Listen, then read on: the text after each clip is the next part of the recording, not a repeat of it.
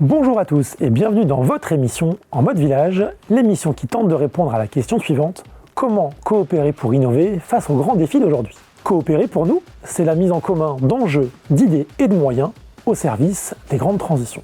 Mais comment font concrètement entreprises et startups de notre territoire pour collaborer? C'est ce que nous allons découvrir en mode village.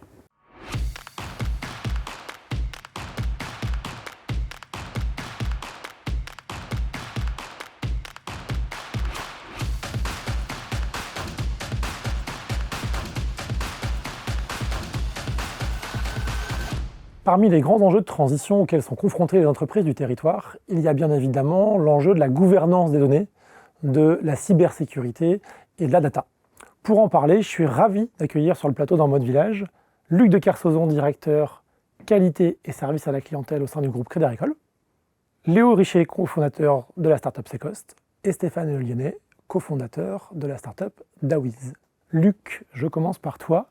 Parmi les enjeux de transition auxquels est confronté le Crédit Agricole, quels sont de ton point de vue les enjeux prioritaires à adresser en coopération?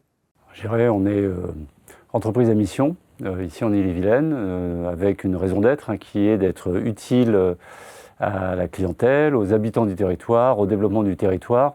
Et donc dans les enjeux de transition, on est très attentif aux transitions sociétales et comment on accompagne dans les mouvements d'évolution de la société nos clients et les habitants, et aussi bien sûr les transitions environnementales qui viennent finalement impacter aussi la vie de nos citoyens et la vie donc de nos clients. Et donc dans ce cadre-là, ces transitions-là sont particulièrement importantes.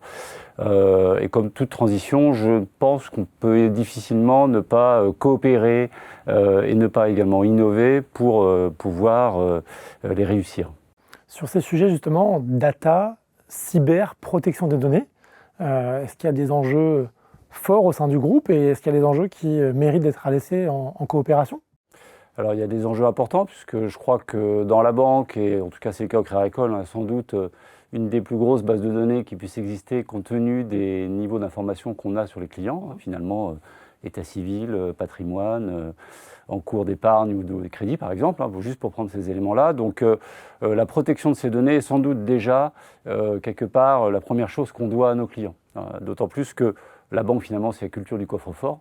On n'a plus tellement de coffre-fort aujourd'hui et tout est digitalisé, mais finalement, cette protection de la donnée, c'est une continuité du travail de banquier tel qu'on peut le connaître depuis 120 ou 150 ans pour ce qui nous concerne. Donc cette protection de la donnée, et donc ça touche au sujet cyber que tu évoquais, est vraiment quelque chose qui est un des premiers enjeux. Ensuite, pouvoir utiliser la donnée à bon escient, et pas mauvais escient, ce qui est un débat aujourd'hui également sans doute au sein de la société, est quelque chose d'essentiel.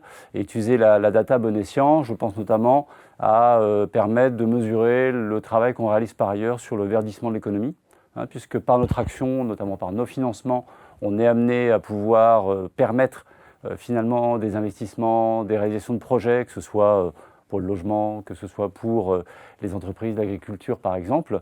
On a besoin aussi d'utiliser ces données-là pour les mettre au service des clients et ensuite mesurer finalement les effets de nos financements dans l'amélioration des conditions de l'environnement. En quoi, de ton point de vue, le réseau à la fois local et national des villages BASCA vous aide-t-il dans cette intention?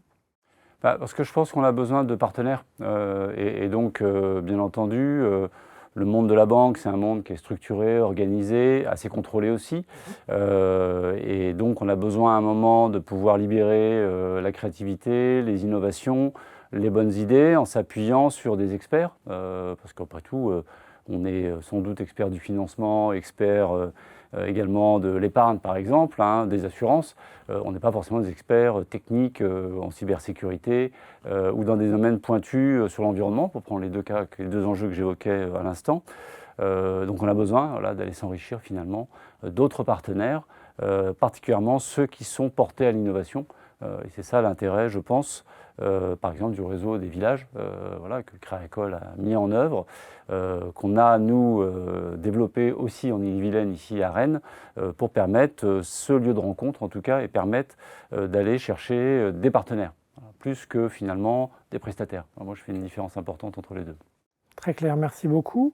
Léo, est-ce que tu peux présenter la startup Secos que tu diriges? Alors nous, on est positionné sur la cybersécurité pour les très petites entreprises, donc avec l'idée d'aller leur faire le premier pas dans la sécurité. Et on a la particularité de travailler avec tous les acteurs qui sont déjà au contact de ces PME, de ces petites ETI, on va dire, pour monter avec eux des offres de cybersécurité adaptées aux enjeux de ces très petites entreprises actuelles. Est-ce que ta solution elle est plutôt coopérative, plutôt innovante? Les deux? Très bonne question. Je pense que notre solution elle est construite sur une succession d'innovations qui portent complètement le produit. Donc on va avoir des bons résultats typiquement sur notre façon d'aider les entreprises, sur la profondeur d'analyse qu'on leur propose, sur la façon de leur restituer le résultat aussi. On utilise notamment l'IA, les dernières avancées assez récentes pour aller leur proposer des conseils précis. Mais c'est avant tout coopératif parce qu'en fait, on va monter avec chaque partenaire qui travaille déjà avec une PME une offre complètement adaptée à son business model à lui et aller proposer une offre de conseil qui va répondre aux enjeux de ce partenaire-là. Donc en fait, chaque partenaire, chaque contrat de distribution que Secos va signer, ça sera sur la base d'une coopération et porté par les innovations qu'on a dans la solution. Et en quoi Secos contribue à la protection des données de ses clients?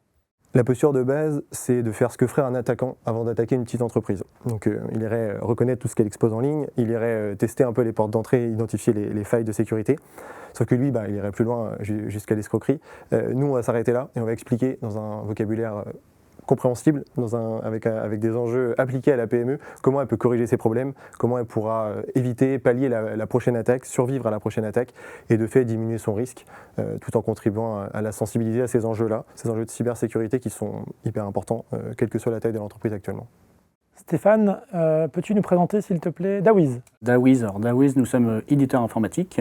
Nous avons développé une plateforme qui s'appelle My Data Catalog qui permet de cartographier et de cataloguer l'ensemble des données d'une organisation. Alors que la donnée soit structurée ou non, c'est-à-dire qu'on est capable d'aller analyser aussi bien les applications métiers que les espaces bureautiques en local, dans le cloud, que des espaces de messagerie par exemple.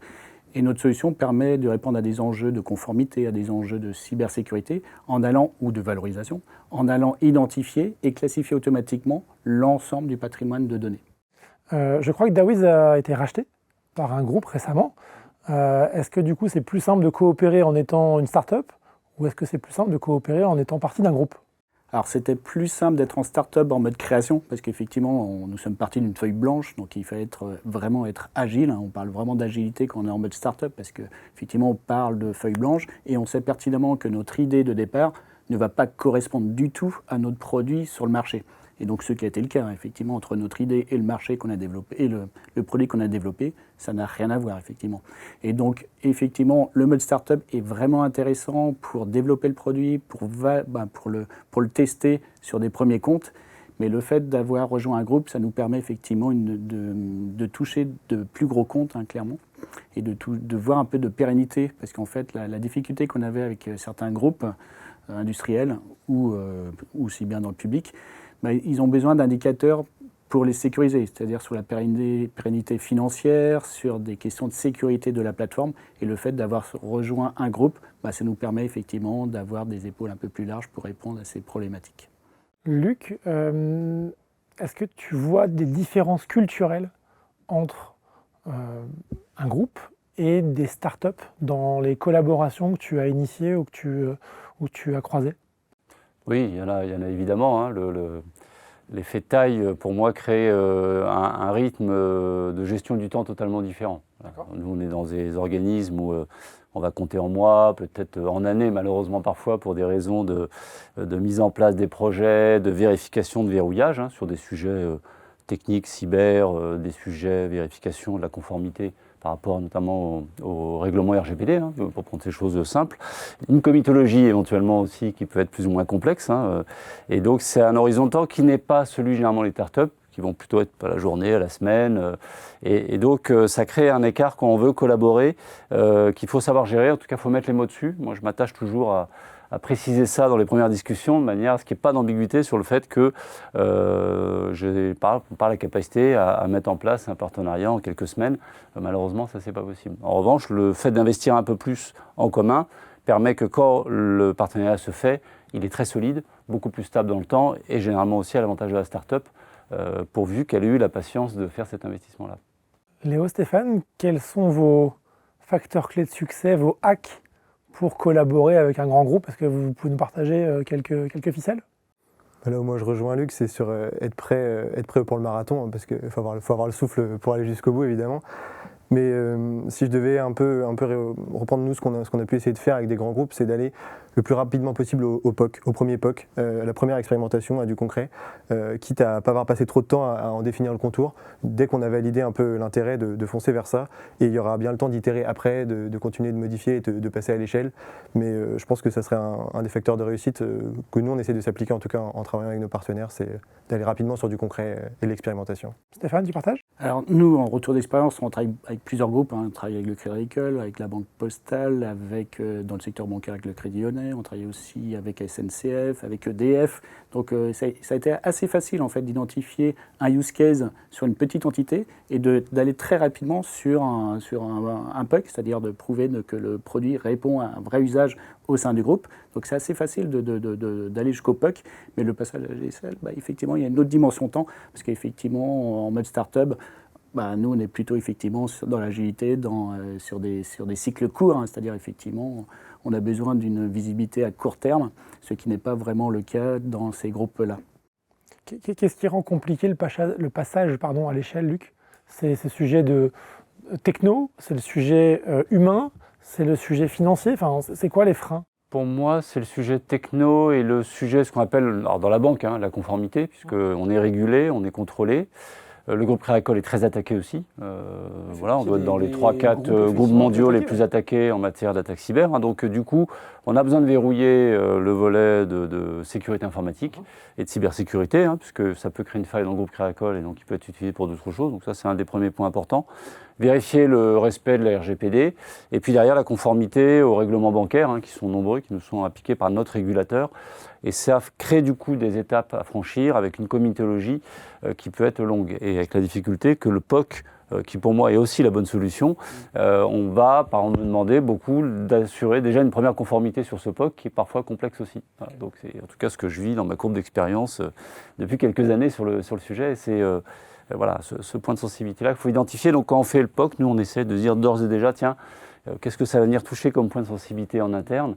Et je considère que mon travail pour développer l'innovation, il se fait d'ailleurs là-dessus, cette capacité finalement à gérer la gouvernance de la caisse régionale, voilà, qui est vraiment le point important, parce que sinon on peut avoir des très belles innovations, mais qui peuvent être tuées dans l'œuf pour ces raisons-là, et ce serait dommage. Voilà. On n'a pas de temps forcément à perdre les uns les autres, donc là il faut vraiment arriver à identifier le chemin critique qui permette d'aller au mieux des intérêts partagés de la start-up et du Crédit Agricole pour arriver à nos fins. Alors tu as parlé de cadrage, ou en tout cas des conditions de succès d'un POC.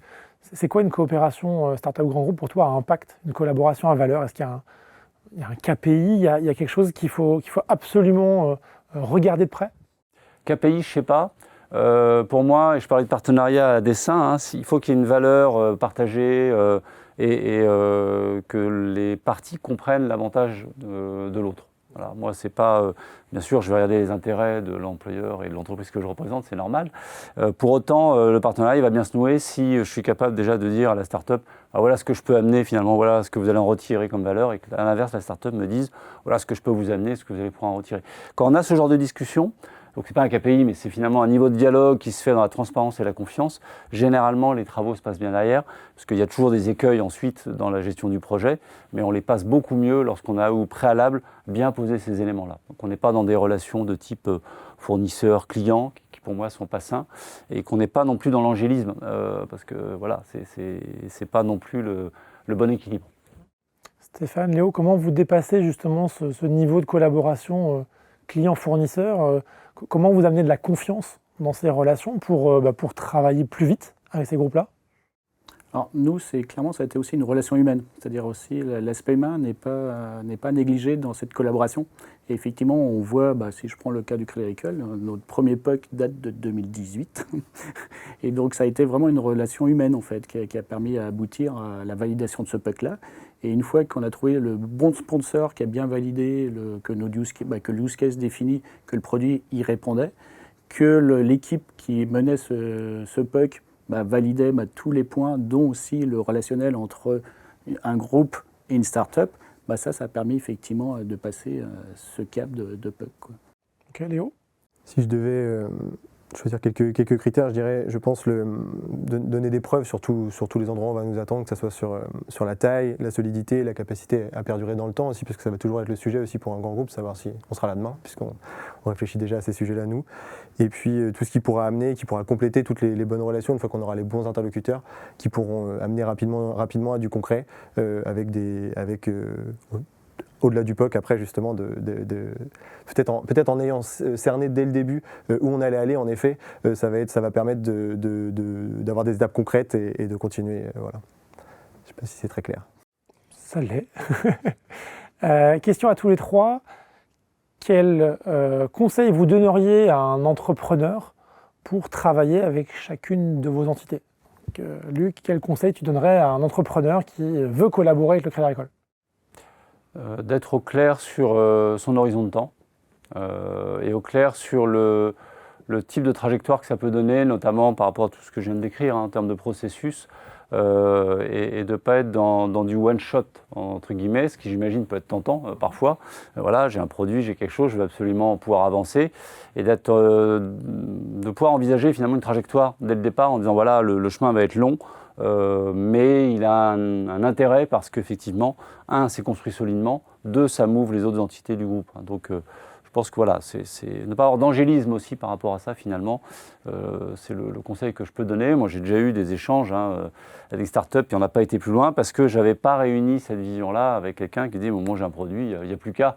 En fait c'est pas comme ça que ça marche avec un groupe, enfin, je crois pas. Je ne sais pas quel est votre témoignage, mais en tout cas moi c'est pas, il me semble que c'est pas la bonne manière d'aborder les choses. Ouais.